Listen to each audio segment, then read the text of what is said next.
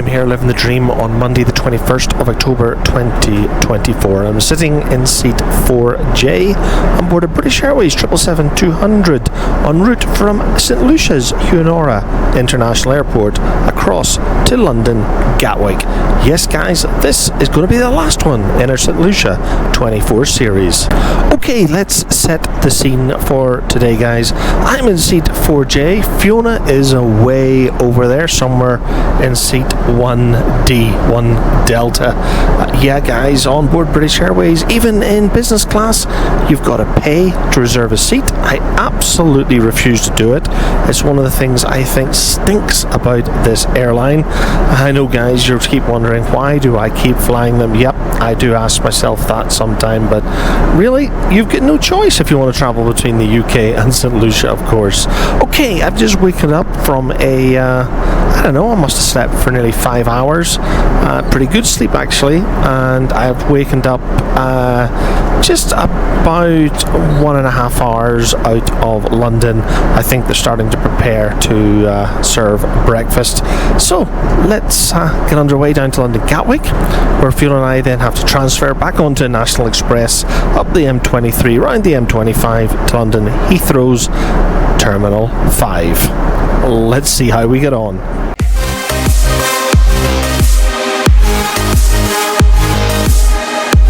Hi, I'm Graham, and this is my wife Fiona, and we have always had a work hard, play hard philosophy. From London to New York, and of course the Caribbean, we live our dream through travel. And of course, the odd cocktail. And here on YouTube, we create our memories while living our dream. So come and join us as we share our memories with you.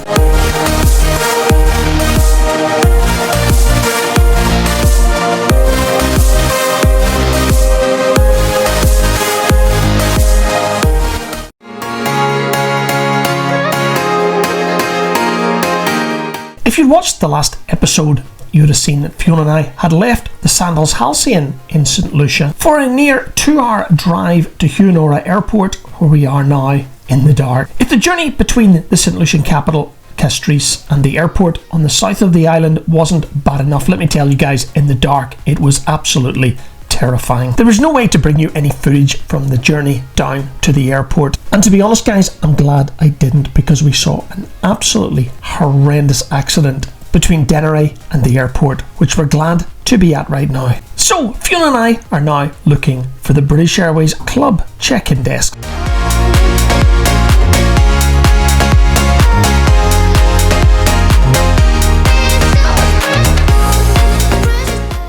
If you remember from our last episode, our flight home to London tonight was delayed by just over 2 hours, and as you can see, the airport was very quiet tonight, so check-in wasn't going to take too long. And as you will understand, I didn't film the immigration or the security process here at Fiona Airport, so Fiona and I were now heading in the direction of the lounge, which when we were last here in St Lucia in October 2020, it was closed due to the pandemic. To be honest, I was half expecting British Airways to have no lounge here at St Lucia in another one of their cost-cutting exercises, so it was a pleasant surprise to know that this contract lounge was available to all passengers travelling in the British Airways Club World cabin. And I've got no doubt it would also be open to all British Airways Silver and Gold Executive Club members.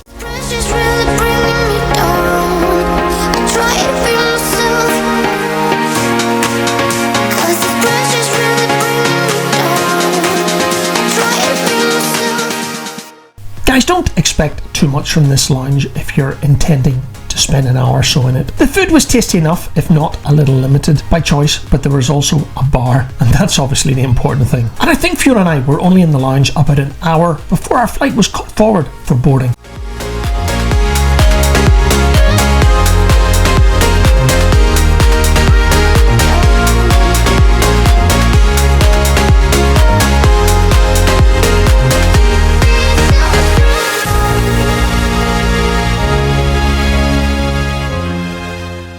As we made our way to the gate, you can see all of the shops here at the airport are closed. I'm going to make the assumption that it is Sunday night, guys, and they were expecting our flight to depart over 2 hours earlier than it did.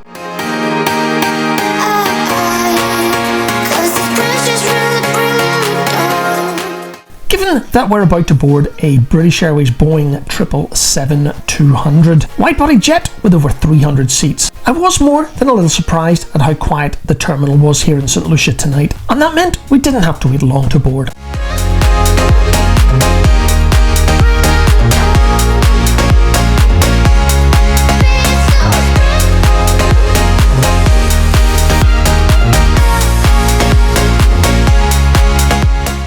Taken this walk from the St Lucian terminal to our aircraft many times before, and I know I've said this in previous videos. Seeing the red, white and blue tail of our BA Boeing 777 means we're that little bit closer to home. And I know that British Airways over the years has become more of a national joke than our national airline. I still believe in my heart it's the people that make this airline what it is today, and it's not the employees' fault that management of this company simply make bad decision after bad decision, reducing customer service to what it is today. So on the very rare occasion that you get to stand so close to this BA Big Bird, I can't help feeling that little bit of pride at seeing the beautiful red, white and blue of my home country. And let's face it guys, how often is it that we get to board a wide-body jet like this Boeing 777 by the stairs?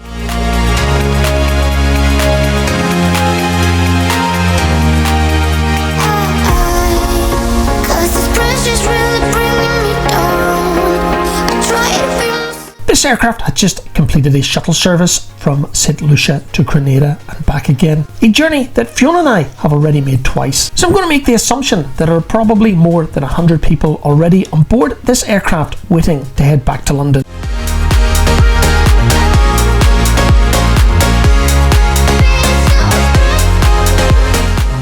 And this is where I'd say goodbye to Fiona for the next 7 hours. My wife was sitting in 1 Delta and I was sitting in 4 Juliet. I probably should explain that this particular British Airways Boeing 777-200ER is configured in a 3-class layout. Club World or Business Class, Premium Economy and of course Economy down the back. And you will recognise this as British Airways' old Club World Yin Yang configuration. And those of you who watch the channel on a regular basis will know that I really like this old Yin Yang configuration. That British Airways pioneered the flatbed business class product more than 20 years ago. Anyway, as you can see, we're pushing back from the stand now. I'm going to shut up now and let you enjoy this departure from St Lucia's Huonora International Airport, bound for London Gatwick.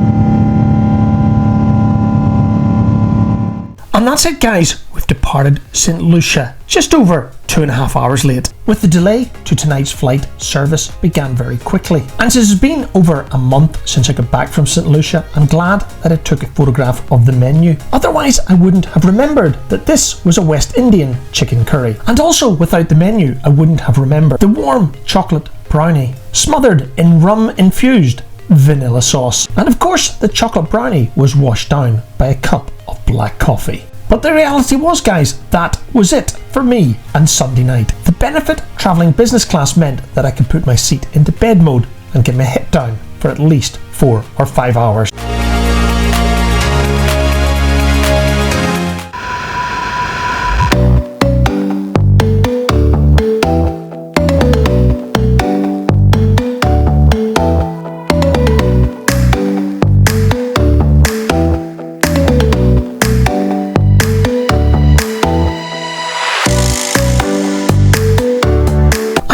had a pretty good sleep overnight on board this flight from St Lucia up to London Gatwick. And again, I'm really glad that I took a photograph of the menu, because I wouldn't have remembered that this was a scrambled egg and bacon wrap. And it was a little bit different for sure, in an okay way. Certainly not bad, not fantastic, but just okay.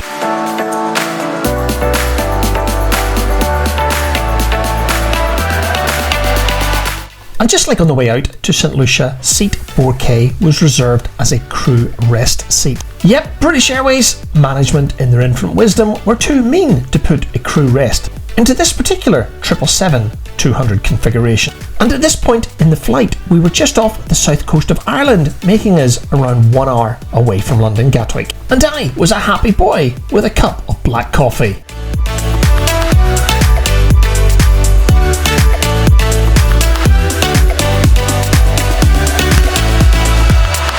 I tend to feel that I'm back in the UK when I go through the clouds and I see the grey dreichness, as they would say in Scotland. And of course, it's not the case all the time, but please remember guys, it is October and winter is on its way. Anyway, as you can see, I've jumped into the empty seat 4K, which of course is this fantastic window seat as we make our approach into runway 26 left at London Gatwick Airport.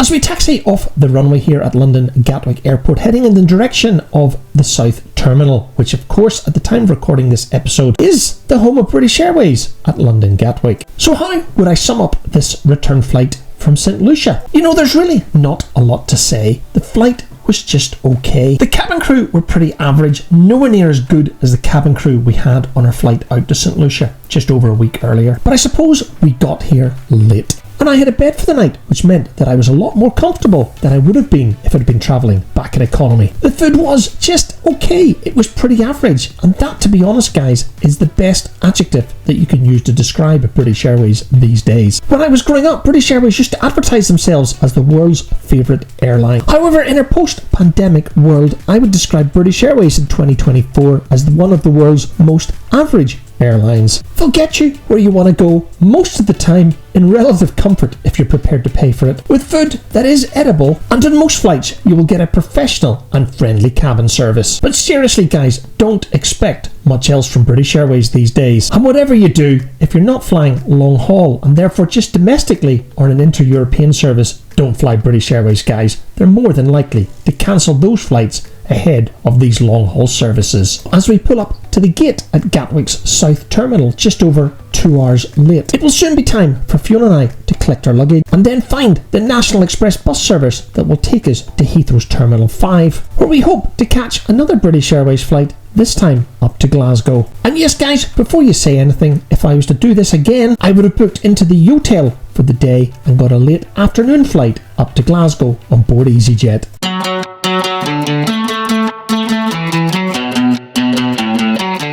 I met Fiona on the jetway, next stop UK border.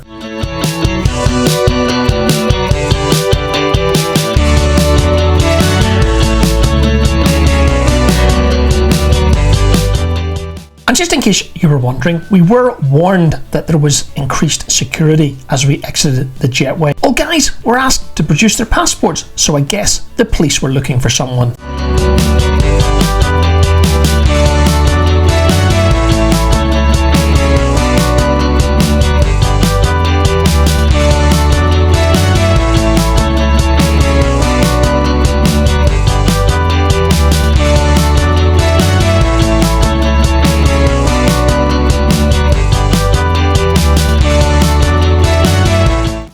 Heading into the UK border immigration lines, it's time to stop filming. And we emerge minutes later in the baggage reclaim hall. And I think from memory that the wait at baggage reclaim was only 10 or 15 minutes. A lot better here at Gatwick than it is at London Heathrow. But it was at this point I remembered that I'd booked the National Express bus to London Heathrow from Gatwick's North Terminal, and that meant we had to take the little train over to the North Terminal to catch our bus. And to be completely honest guys, I'd absolutely no idea if I really needed to. Our ticket for the National Express bus service was a flexible one, and I'm glad that I'd booked a flexible ticket due to the delay on board British Airways getting back from St Lucia overnight. And because I'm not a massive user of buses, I simply didn't know how flexible the flexible ticket was. And the truth was, I just thought it was easier to take the 5-minute train journey over to the North Terminal and get the National Express there.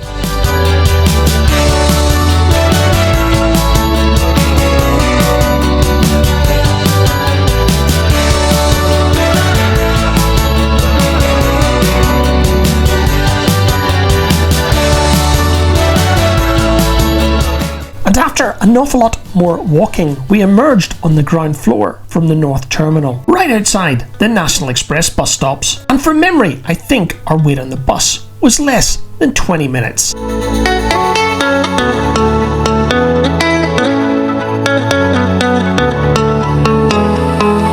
And as we pass the Premier Inn at Gatwick's North Terminal, it brings back memories of where this trip all started 8 days earlier, here at London Gatwick on the night before we headed out to St Lucia.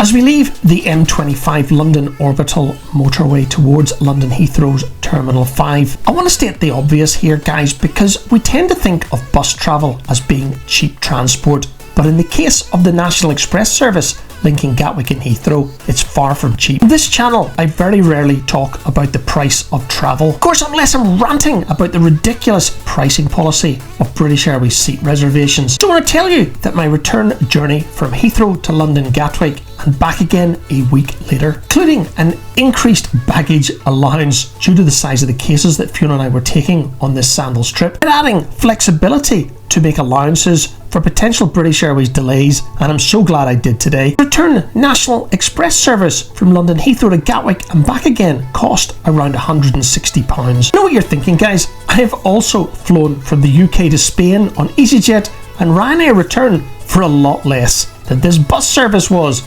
between Heathrow and Gatwick and back again. I guess there's a captive audience. No practical alternative linking these two major airports in London. As you can see, we're now approaching London Heathrow Terminal 5, simply known as T5. This, guys, is the home of British Airways, a terminal that you've seen many times on this channel before.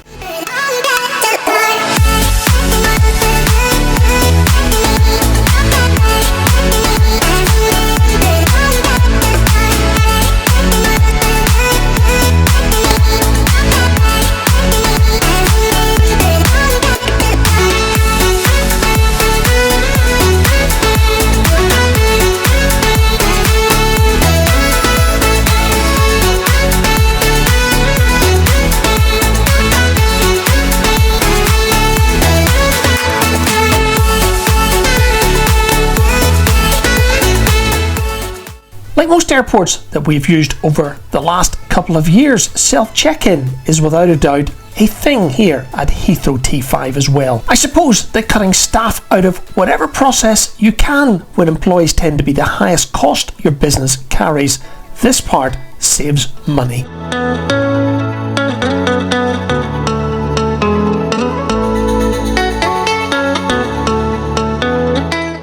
Now just imagine if they could find a way to automate the security process at airports, especially here at Heathrow T5, because as usual, the security line was a complete disgrace. I don't know why this airport, and especially this terminal, are so bad. It was just after midday when we were travelling through T5. It was also not an English school holiday week, so the only thing it can be is pretty appalling management processes at this particular airport, slowing things down. So when Fiona and I finally emerged airside, our plan was just to sit in a waiting area and wait for our flight to be called. With just over 90 minutes to wait, and we were travelling on an economy ticket, so there was no lounge access for us today, and I certainly wasn't going to pay for lounge access for only 90 minutes. One thing that Heathrow Airport does have is a very good app. I simply put in our flight number. So when our gate was called, the app pinged and we could make our way to the gate. However, it was very unusual today because our domestic flight to Glasgow was departing from one of the satellite terminals. And I've been transiting this airport since this terminal opened in 2007. And in all this time, I have never used one of the satellite terminals to catch a domestic flight up to my adopted home city of Glasgow. The satellite terminals, of course, typically being used for the large wide-body jets used on long-haul flights. In fact, the last time that Fiona and I had to take a train out to one of the satellite terminals here at T5, we were on our way out to San Francisco at the end of June.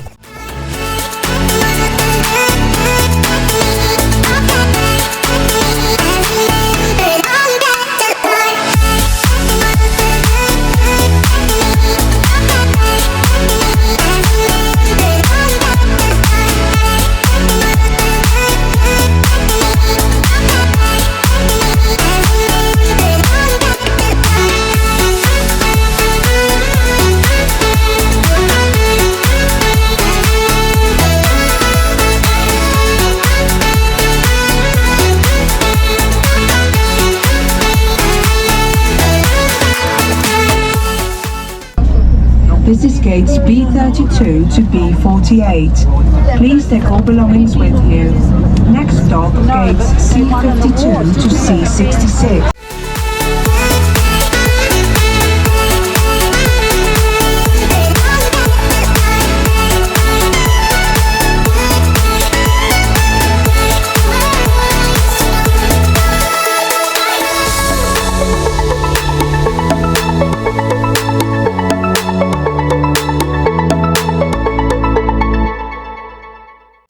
It is fair to say that walking around London Heathrow Terminal 5 certainly gets your step count up. Anyway, we'd made it to the gate, a very quiet gate indeed. Either we were about to board a very quiet flight to Glasgow this afternoon, or the other passengers didn't get the memo that we were leaving from Satellite Terminal B. Either way, Fiona and I were finally on the last part of our journey home from the Sandals Halcyon.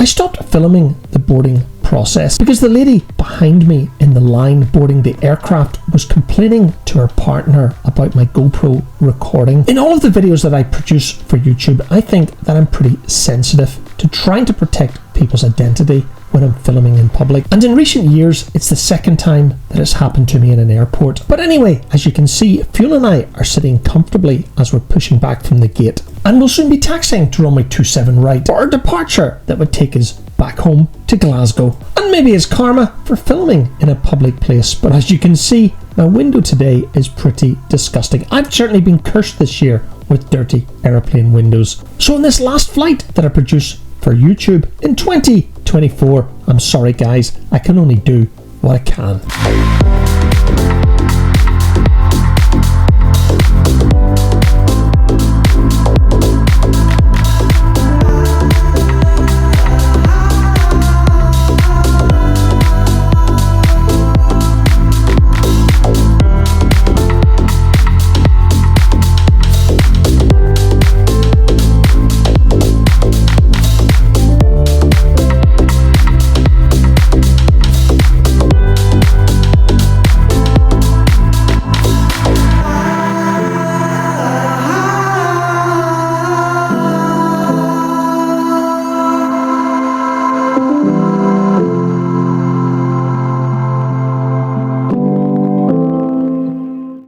to admit, this is a new one for me. 2 aircraft being given clearance to taxi onto the same active runway at the same time. I've never seen that before. Maybe I'm just not travelling through London Heathrow enough this weather. But it's always nice to see these aircraft, and especially the British Airways 787-9 Dreamliner, so close.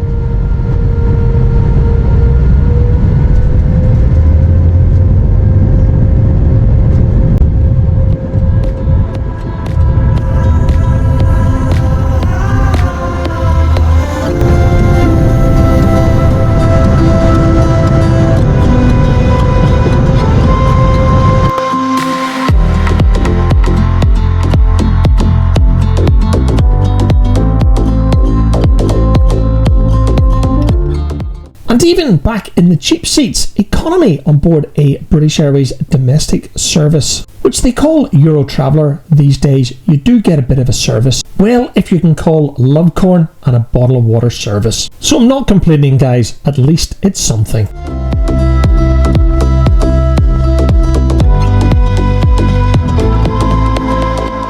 And it wasn't long until we were starting our descent into Glasgow. And it was really an okay flight. Let's face it, guys, it's just over an hour long between London and Glasgow. But my focus of this episode wasn't to make another trip report on board British Airways. My focus for this video was to showcase our journey home from the Sandals Halcyon St Lucia to Glasgow. And what you have to remember, guys, is that British Airways at the time of making this trip were only operating 1 flight a day between Glasgow and London Gatwick. When Donna and Michael flew home from St Lucia yesterday, they also had to transfer to London Heathrow using the National Express at their own cost, even though they had a through ticket from St Lucia all the way to Glasgow. The bottom line was, guys, British Airways had no connecting flights from Gatwick to Glasgow. And for point of reference, we're currently flying parallel to the Campsie Hills, which run to the north of Glasgow, and soon we'll be turning left in the direction of runway 23 at Glasgow Airport. So summing up this entire journey from St Lucia to London Gatwick, and then the National Express to Heathrow before joining another British Airways flight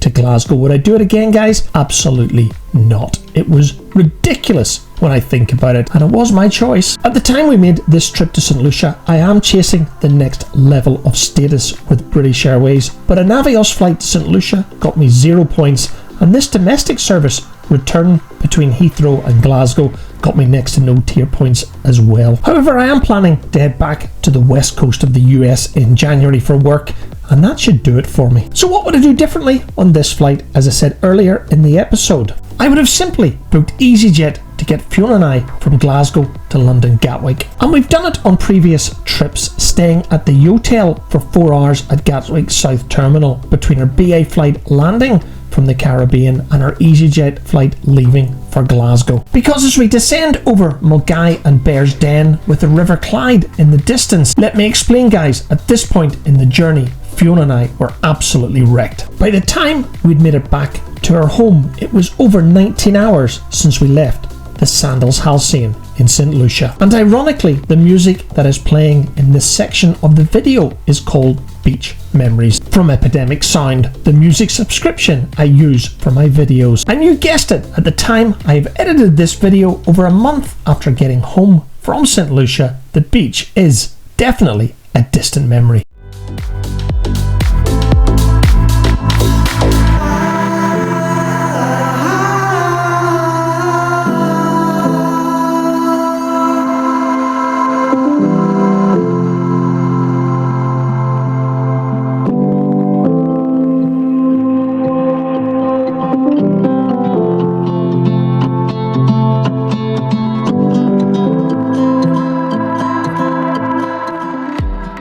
Touching down in Glasgow on runway 23, of course, we're going to be bringing this episode and our entire St Lucia 24 series to an end. If you watched all of the videos, I hope you enjoyed them and maybe even inspired you to take a Caribbean vacation. And as this video is due to publish on Thursday the 26th of December 2024, Boxing Day here in the UK, I just want to wish everyone a very Merry Christmas if you're watching this episode around the time of publishing. As I said earlier, it's also the last video of the year, and for personal reasons, Fiona and I have absolutely no trips planned for 2025 so far, and I'll do a video of that very soon to explain why. So all that remains for me to say now is welcome back to Glasgow, guys, and Happy New Year when it arrives, depending on when you're watching this episode. Thank you so much again for watching.